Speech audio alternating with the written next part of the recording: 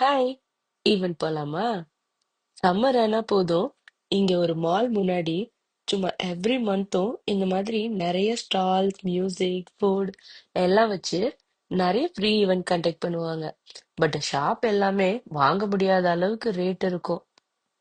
சாப்பாடு சொல்லவே வேண்டாம். மோஸ்ட்லி பீஃப் அண்ட் போர்க் தான் இருக்கும்.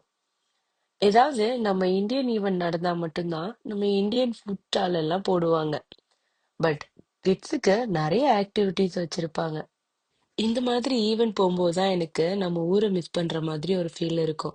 ஏன்னா எங்க ஊர்ல எல்லாம் மணல்மேடுன்னு ஒரு பிளேஸ் இருக்கும். அங்கெல்லாம் ரம்ஜானுக்கு நிறைய ராட்டினம், அப்புறம் நிறைய ஷாப் எல்லாம் வச்சிருப்பாங்க. பேங்கிள்ஸ், தோடு, அப்புறம் வீட்டுக்கு தேவையான பொருள் எல்லாமே வச்சு சும்மா ஜெய் ஜெயின்னு இருக்கும்.